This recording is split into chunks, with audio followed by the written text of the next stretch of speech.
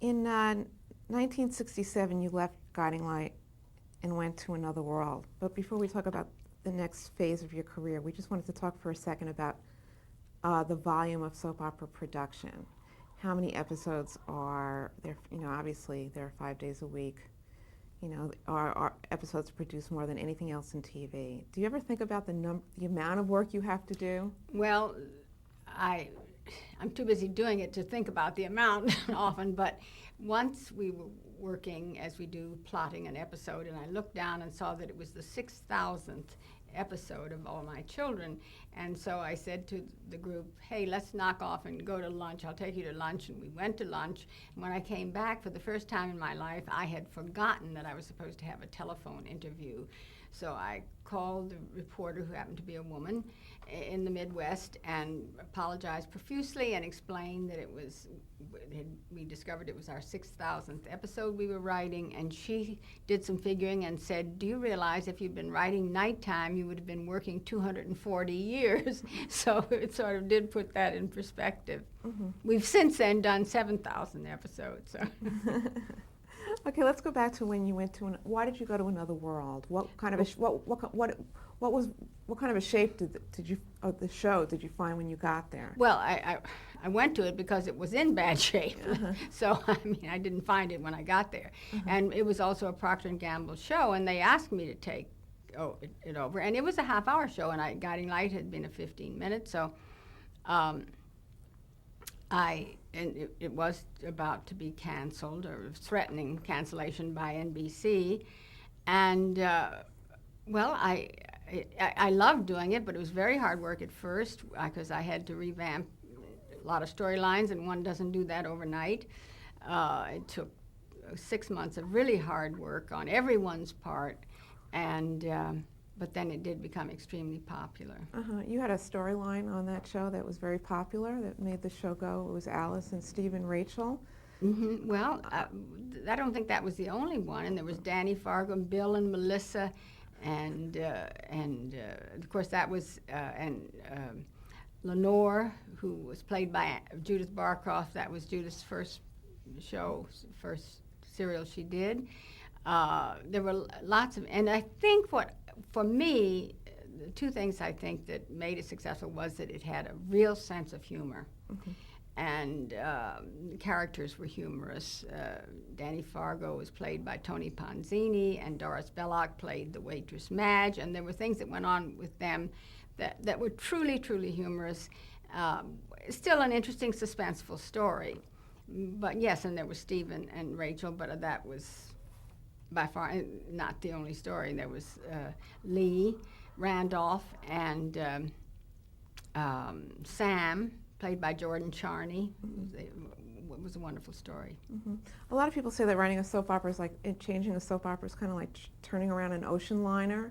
The fact that you turned that show around so quickly and it became a hit, that was noticed by a lot of other people, obviously. Yeah. And that's how you got to ABC? Mm-hmm. Well, ABC, yes.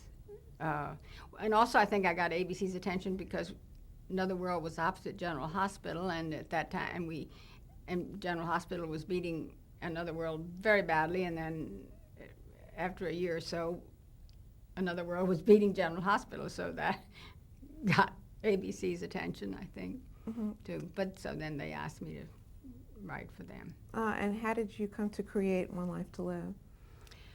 Well, which was in 1968. That it went on. Right. Yeah. Well, how did I happen to create it? How did you create it? Where did the idea come from? Well, I wrote as All My Children first. Mm-hmm. It was going to. Shall we go into that? Okay. I mean, I think it's because I can't.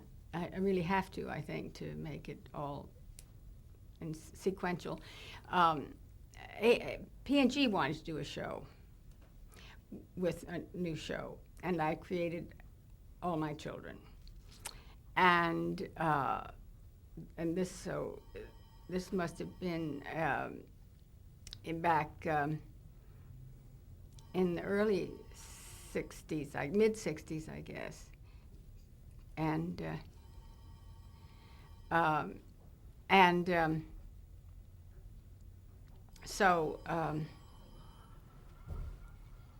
Could we stop? Yeah. Because that's. So I created this show and All My Children, and P&G liked it very much, and so did CBS. And CBS, then headed by Fred Silverman, daytime, said they were going to put it on at 3 o'clock in the afternoon, at which time there was a show sponsored by Lever Brothers entitled Truth or Consequences. And it had about 10 months to run on its contract, but Fred Silverman said, doesn't matter, we'll buy them out, we're going to put it on. But lo and behold, because that would have been P&G and CBS doing this, and Lever Brothers threatened to sue both companies for collusion, and so they had to drop the plans. And of course I thought, as all I'm sure creative people feel, that it probably was because it wasn't any good. So I just put it in a desk drawer, and then that's when I started writing Another World. I did not start writing Another World until after I had written All My Children, and then that became very successful, and ABC asked me to do a show for them, and I created One Life to Live. And then a year later, it was pretty successful, and ABC asked if I could write another show for them, and I said to my husband, I can't think up another one so soon. And he said, well, what about All My Children? And I said, oh, do you really think that's good? And he said, I think it's terrific. So I just took it out of the desk drawer and handed it to them. They thought, wow, was she a fast worker? Of course, everyone knew the story soon after, but so that's how it happened. When you created One Life to Live, I was just curious, how come you did One Life to Live first and you didn't do I didn't do all. You did. Well, you created All My Children and put it away. Because I thought it wasn't. I had a complex about it. Oh. I just creative people are very insecure. How was One Life to Live different from any soap that had been on the air up until then? Well, I began the thought of that information and education is entertainment, and that is how it isn't. That started my thought about that on Guiding, when I was writing Guiding Light. I did some of it on Another World, and certainly I was now hooked on this concept and belief, and ABC gave me the creative control to do what the stories I wanted to do. I mean, I think they knew, they had confidence by now with as much work as I had done that I wasn't going to, embarrass them with some, and so I used to say that I was taking the soap out of Wasp Valley, and we had blue collar and very low income, and of course an integrated cast, black and white, and so I think it was different in that way. We just I think it was much more real. I mean, because by then, as opposed to years before that, As the World Turns and all Americana, this was Americana, but I think in more primary colors, as it was in the 60s. I was going to say that was created in 1968, which was a pivotal year. Well, it wasn't created; it was. It went on the air, and a pivotal year in history was the year when Black is Beautiful. And Martin Luther King's death, and right. The country was pretty much turned over. Right. So it did reflect it. Yeah. It did reflect its times. You've always been very aware of politics, and you've always been well read. I don't think I'm aware of politics. But you know a lot about current events. Oh well, yes. But they all get reduced to people. I know about people. What makes them tick, I think, or what I think makes them tick, and I often say that what makes the most interesting drama, and I think this is what happens in life, is people doing the wrong things for the right reasons. They don't mean to screw up, but they do, and that's why it's as much a surprise sometimes to the person who's done the wrong thing, because they really were setting out to do a right thing. Which I guess segues into the Carla Gray story. Here was a woman that was black who had been passing herself off as white, and that was the wrong thing, but she was doing it for the right reasons. Could you tell us a little bit about that story? It was a groundbreaking story. Well, yes. Well, that was one of the first initial stories that I wanted to do on all my children, One Life to Live. And I come from Tennessee, Nashville, and as a child, I think of myself as having atavistic guilt because I couldn't do anything about it, but when I saw wonderful people who had a different color than I did have to go to the back of the bus, it hurt me. And so this story always was not that someone wanted to be white, but that in this era of Black is Beautiful, a black woman of light pigmentation could not get a job as an actress, as a black actress, because they wanted black actors to be very dark, or certainly not any ambivalence about their identity. And I was determined that we would cast a black actress in this part, because then otherwise it was meaningless.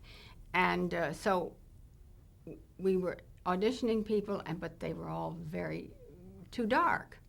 And we were 2 weeks away from going on tape, and everybody was getting a little nervous and saying, we better cast a white person, Italian or something. And I said no. And then on that Sunday in the New York Times, there was I opened the paper on the arts and leisure section, and there was this gorgeous woman looking at me who was Ellen Holly, and the headline was, "How Black Do You Have to Be?"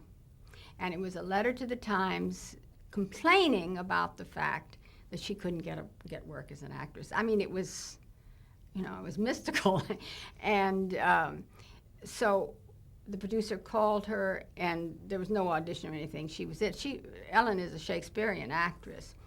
And so for 4 months, and then the point of, one of the big points of the story, the plot, as far as education and self-awareness goes, was to make people examine their prejudices. So the first 4 months, Carla Gray was, Carla Benari was the character's name as an actress. And she was on it, everyone thought she was white. In fact, she was engaged to a white doctor, the head of the hospital. And then she became a patient in the hospital and fell in love with a black resident as a white, the audience thought she was white. Now, at the same time, there was a character named Sadie Gray, who played by Lillian Heyman, who was the head of housekeeping for the hospital. And we saw her often, and she always talked about when I lost my daughter. And everyone inferred that the daughter had died, including characters on the show who were friends of hers. And then we had Doris Belloc and Tony Ponzini came over from another world and played Vince and Anna Wolek on One Life.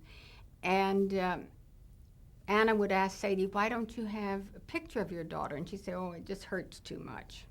So we never saw a picture. And then 5 months into the show, one day, Carla was going to see, and Sadie's daughter was named Clara. And Carla was going to see Anna Wolek, and Sadie lived across the hall. And Sadie came out, and the last lines of this one episode were, Clara. And Carla said, Mama.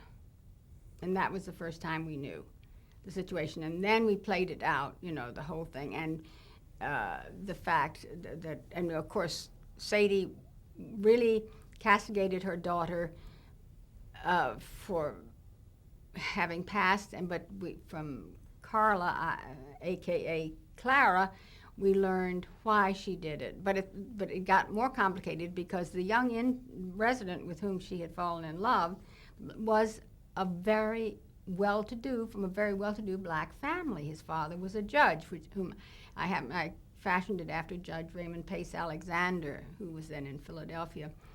And he dropped her because she had denied her race. So we used that conflict, but then we made him realize that he had never gone through what she had, you see. And anyway, then later on, Al Freeman Jr. came on the show playing a police detective, and he and Carla fell in love and were married. But what was the audience reaction to this story?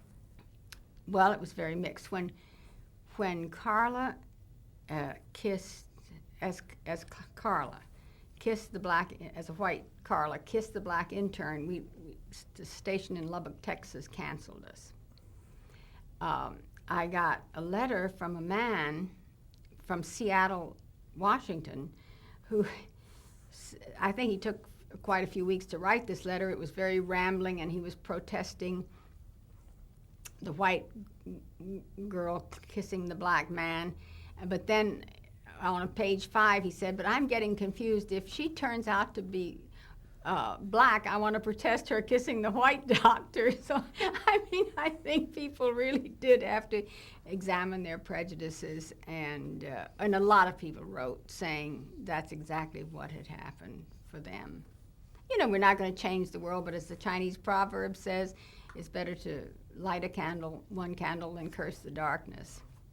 Did you have any other issues on that show that you had, any other issues that you presented that you thought were particularly memorable besides the race issue? Oh yeah, Odyssey House, the drug addiction, and we had a character on the show, Kathy Craig, who was,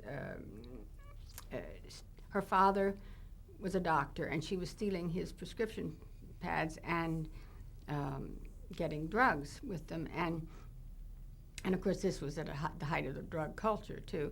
This is around 1969 or 70. Well, 69. 69. Yeah, into 70. And so we talked to Dr. Judy Ann Denson Gerber of Odyssey House and arranged to have, so it was cinema verite, is what we were doing within the confines of, or the framework of a soap opera, in that Kathy was introduced as a patient at Odyssey House.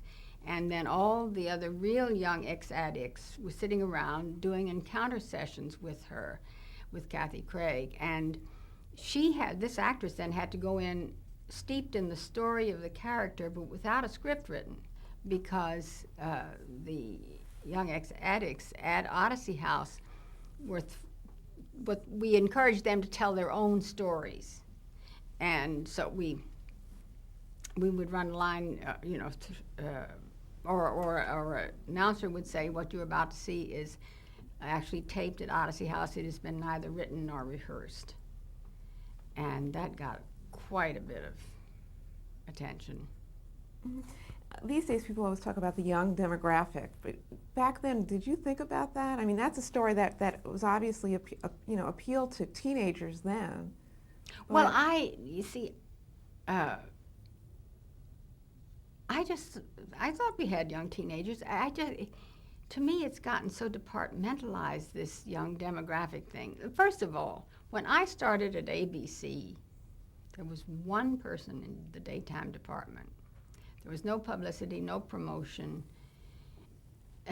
Now I can't count all the people who are there. And to me, it is, they're all wonderful people, but sometimes it gets a little in the way of our work, because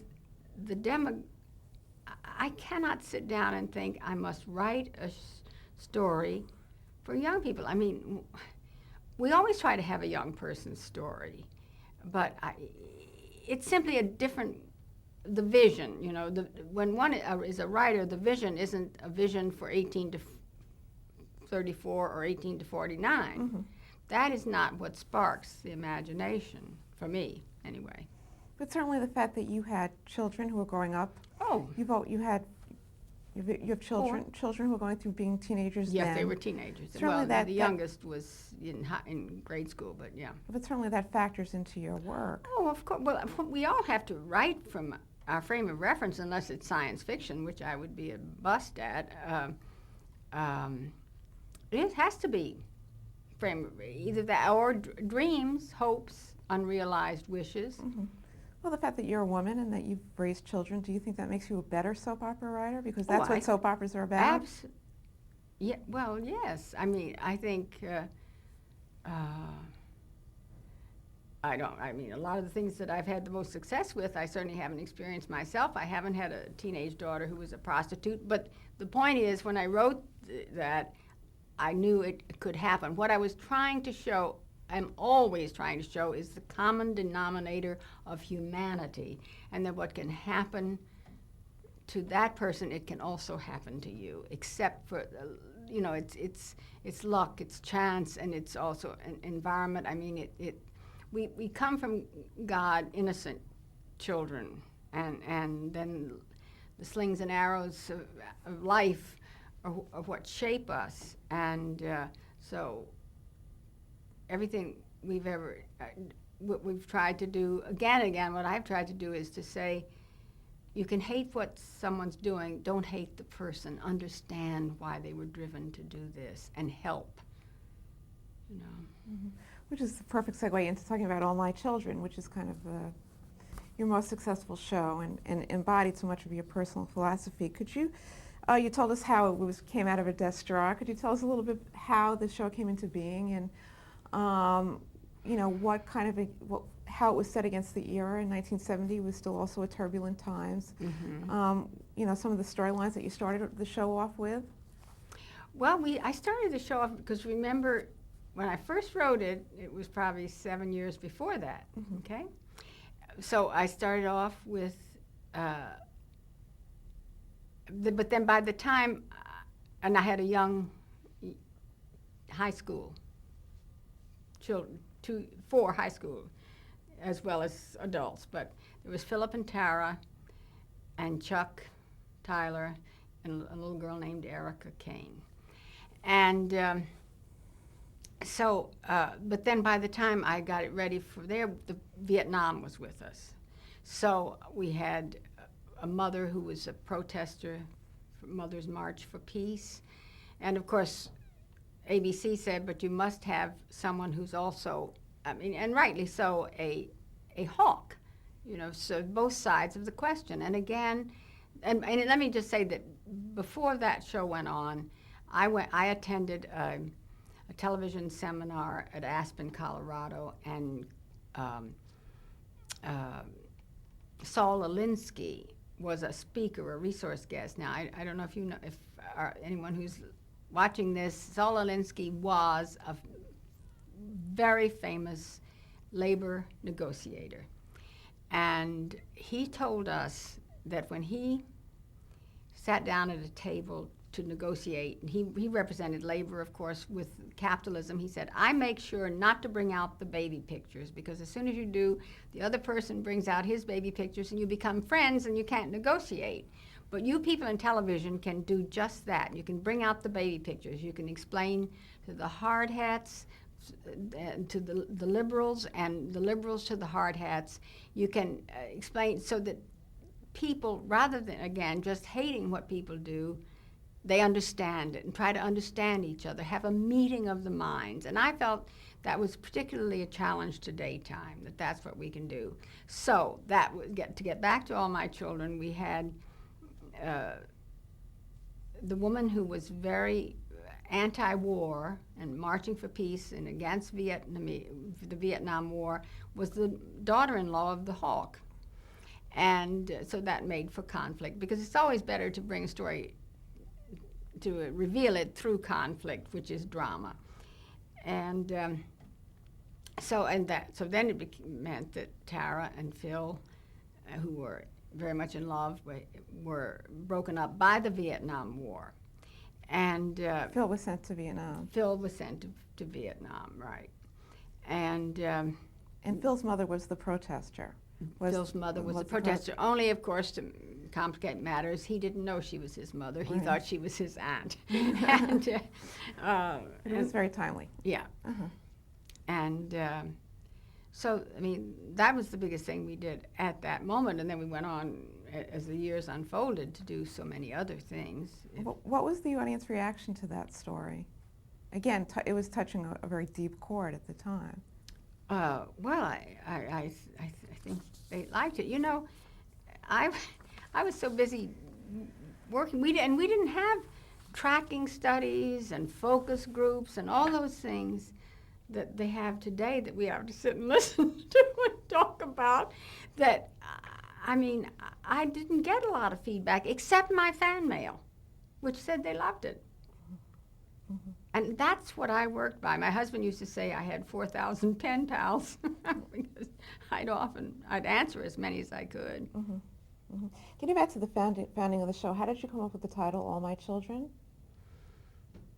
Well, I wrote a little thing. I mean, I think I had the title first, but on the front page or first page of the Bible, the thing I had written, I wrote just this little thing. I just was thinking and scribbling, and it said, "The weak and the strong, the rich and the poor, the sickness in health and in sickness and health, in joy and sorrow, in good times and bad, you are all my children." And of course, the you, the pronoun is God, and I believe that very strongly. I'm a very spiritual person. I mean, I don't think I'm a religious fanatic by any means, but I believe in the goodness of man, the humanity of man. That is a religion to me. And I was just reading about Dorothy Day, you know, and she was interviewed by Mike Wallace, and he said to her, "Do you mean to tell me God could have loved Hitler or Mussolini?" And she said, "God loves all men, and all men are brothers." And I mean, we're not God, so we couldn't love Hitler or Mussolini. But I just, that is my credo. And I want to try to make brothers and sisters understand each other more and be more forgiving, because until we can forgive, we can't live in peace. Okay, you had Pine Valley is very much a concept of home. Well, yes, the name of our house in Pennsylvania is Pine Cottage, and we live in the Delaware Valley, so I sort of combine the two. Mm-hmm. So that's why your serials, "All My Children, One Life to Live," Yeah. are situated on the main line in Pennsylvania. Right.